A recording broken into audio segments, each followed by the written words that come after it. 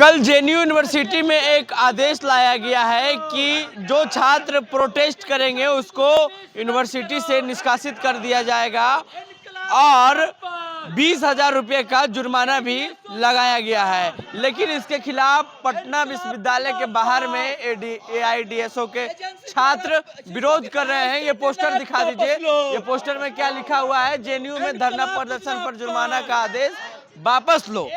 हम बात करेंगे काहे इस तरह का फरमान लाया गया। ये जो फरमान है ये राज्य सरकार द्वारा लाया गया है।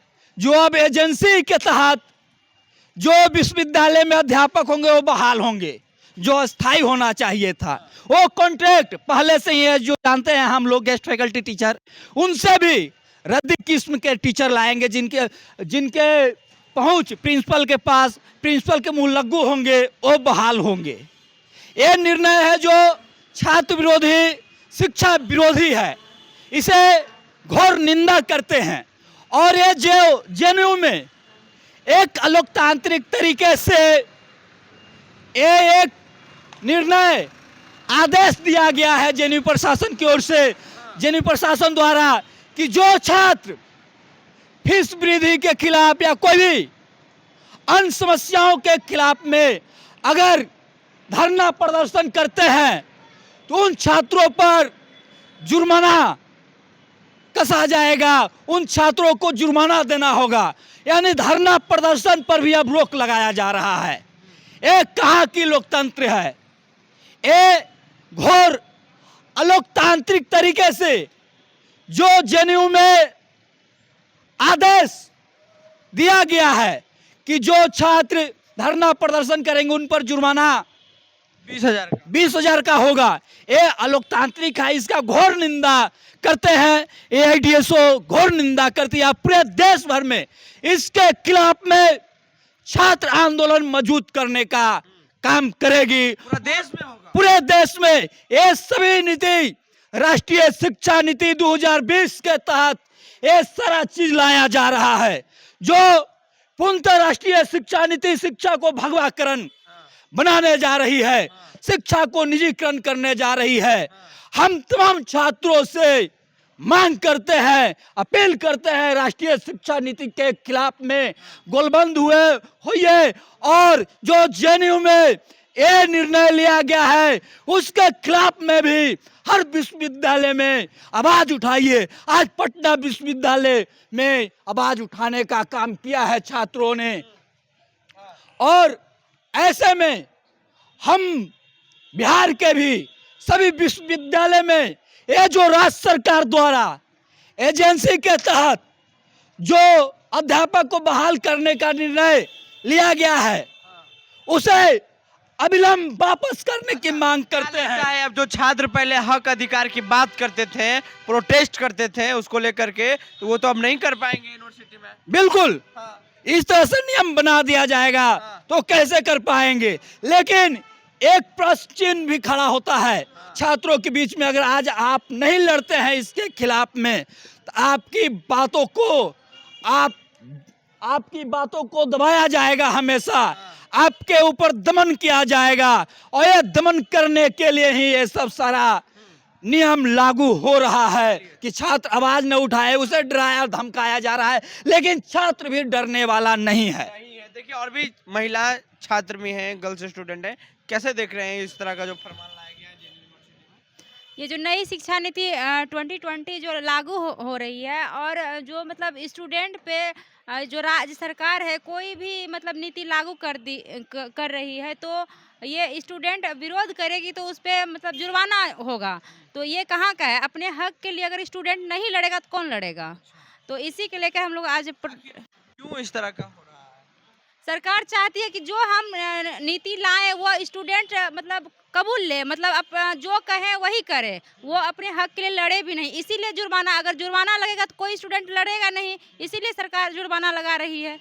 इसीलिए हम लोग प्रोटेस्ट कर रहे हैं। आपका क्या नाम है? जी अनीशा मेरा नाम हुआ। जेएनयू में अब तो प्रतिबंध लग गया है कि वहाँ धरना भी नहीं दे सकते हैं, धरना देंगे तो निष्कासित किया जाएगा प्लस 20,000 का जुर्माना। जब सुने ये बात कि जेएनयू में जिस तरीके से स्टूडेंट पे धरना प्रदर्शन करने पर उसको रोक लगाना या चार्ज लगाना, जुर्माना लगाना, ये तो कहीं का, जिस तरीके से देश में भारत सरकार कहती है कि हमारा देश लोकतांत्रिक है, सबको अधिकार है, और ये संविधान में भी लिखा हुआ है कि नहीं, संघ बना सकती है स्टूडेंट अपना, वो विरोध कर सकती है अगर सत्ता विरोधी कोई बातें आती है, अगर यूनिवर्सिटीज़ में ऐसा कुछ होता है तो। लेकिन ये तो सरासर है कि स्टूडेंट को अधिकार को छीन रही है, ये डायरेक्ट ऐसा कर रही है।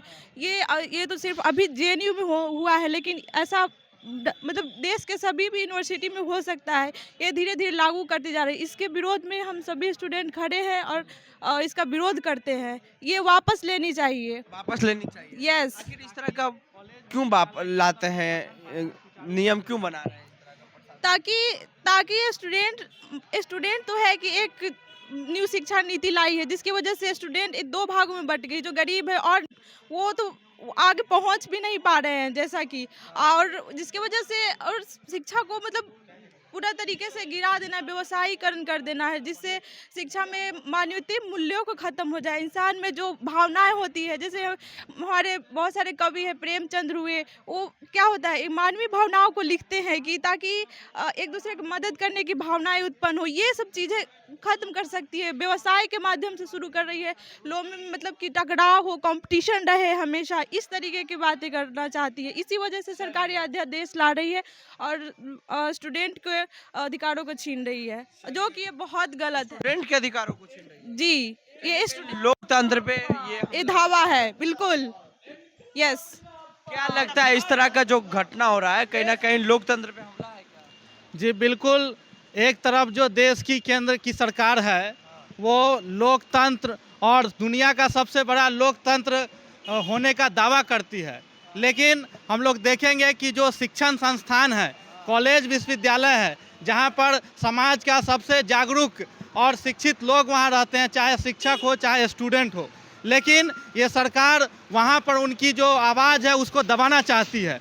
क्योंकि हम लोग देख रहे हैं कि केंद्र की सरकार जनहित में, छात्र हित में, शिक्षा के हित में कोई भी काम नहीं कर रही है। देश के पूंजीपतियों के हित में एक पर एक कानून बनाए जा रहे हैं। शिक्षा का भी निजीकरण, व्यापारीकरण हो रहा है, जिसका विश्वविद्यालय स्तर पर तीव्र और मजबूत विरोध हो रहा है। इसलिए इस विरोध की आवाज़ को दबाने के लिए वो लोग इस तरह के काले कानून को लेकर के आए हैं।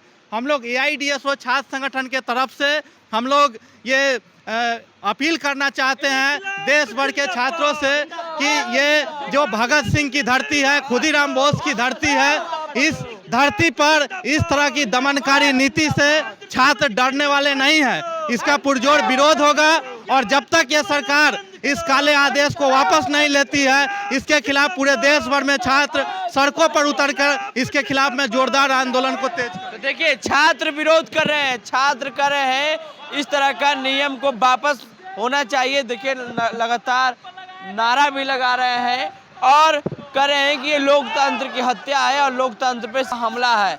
प्रतिक्रिया ने जो कमेंट बॉक्स में दे, फेसबुक पे देख रहे हैं वीडियो को शेयर कर लें, यूट्यूब पे देख रहे हैं चैनल को सब्सक्राइब कर लें। धन्यवाद।